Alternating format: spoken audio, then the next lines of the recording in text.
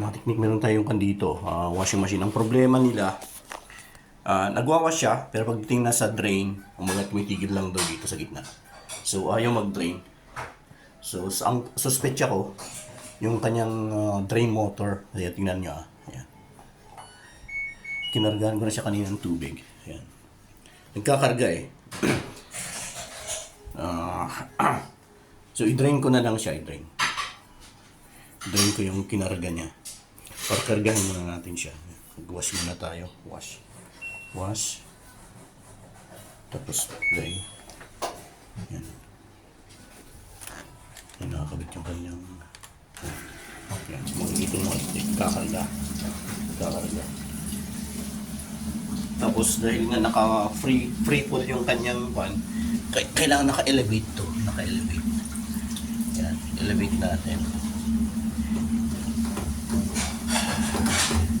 Kasi kung hindi natin i-elevate yan, kung hindi natin i-elevate, bababa lang yung tubig, tuloy-tuloy.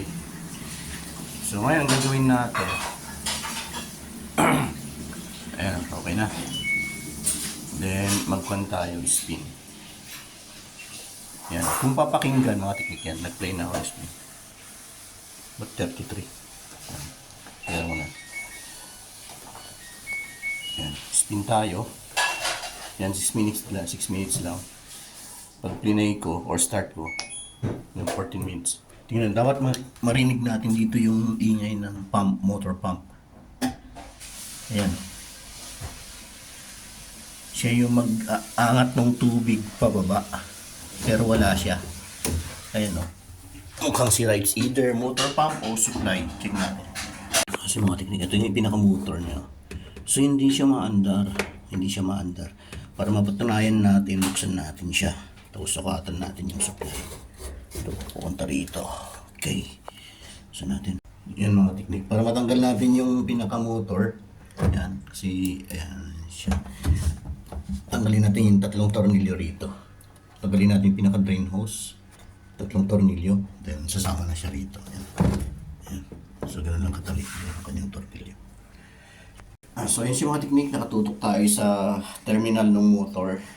Nakaset tayo ng 600 ampere at 600 volts AC. Okay, check natin ulit.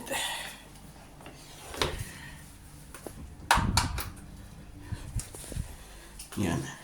Kasi during spin, pag nilagay natin siya sa spin, i-drain niyo muna yung kanyang yung kanyang tubig. Ayan, start natin. Tingnan natin yan. Yun o, makita nyo mga teknik. Meron siyang supply, pero hindi umandar yung motor. Yan. So, sira na itong motor natin. Sira na siya. Tingnan mo, may supply siya. Sira na yung motor. So, may tama na to.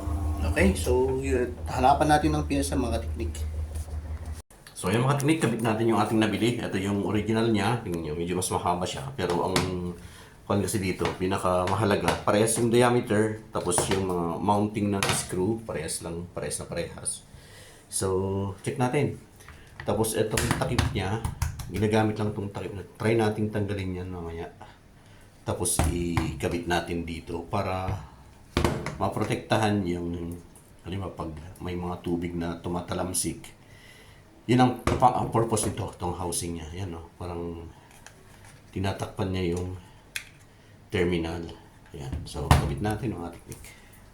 So, ayan mga teknik. Kinabit ko lang muna itong motor. Check natin ngayon kung iikot to. Ayan. Start tayo.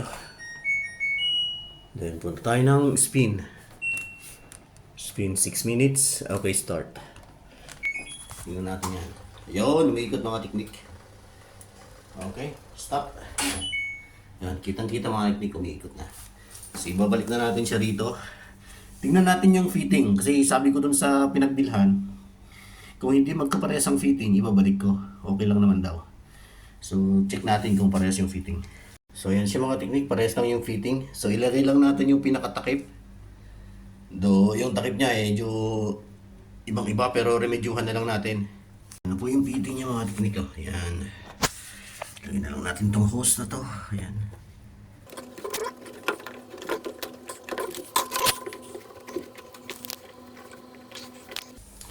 So, yan na siya mga teknik. Okay na po tayo. Ayan. Okay, check natin. Do the testing tayo. Yan. So, ang testing lang na gagawin natin, mag-wash tayo. Yan. Yan, mag-wash tayo. Wash. Yan. Tapos, papasukin lang natin yung tubig.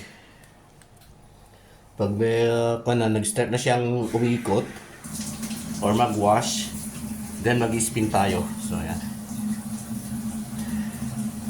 So, hindi natin tatapusin yan. Kakarga na siya ng tubig. So, this time, ayan, dapat elevated to, ang kanyang hose. Kasi, meron siyang pre-fold. Elevated yan dapat. Kasi kung hindi elevated to, magtatapon ng tubig.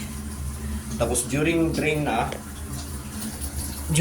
itong motor pump ang maglalabas ng tubig prior for spilling.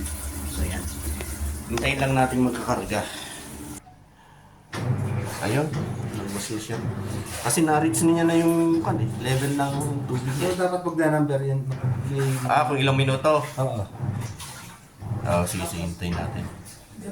Iwanan ko na. So start pa lang pala. Ayan, 48 minutes. Sabi. Tapos nagkakarga ulit. Yan, ako yung So, 48 minutes. Hintayin lang nating matapos magkarga. Tapos diretso na tayo sa spin. Pagkarga tapos mag-wash muna saglit. Saka hindi ko na tapusin. Tapos salangan mo na lang mamaya obserbahan. Salamat po. Talaga magsasabi talaga ako. Puno na yung ulan doon. Kabuntok na doon. Ayun. Yan. Tumigil na yung kanyang pagkarga. Nag-start na siyang mag-wash.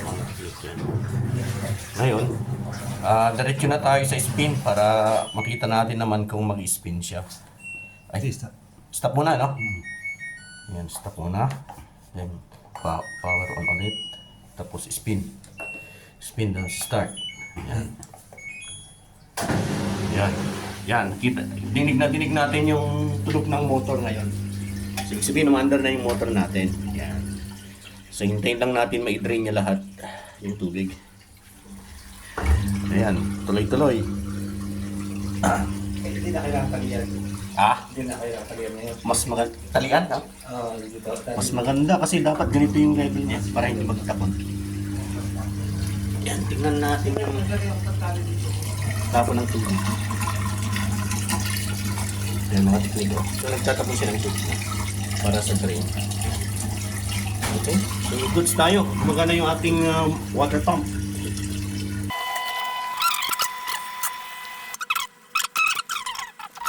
Ayan, mga teknik. So, nag-spin na siya.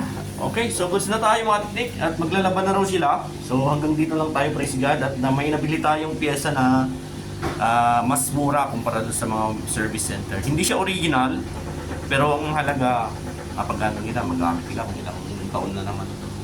So, praise God at praise God sa karunungan. Gumana na siya. Okay, more power and God bless.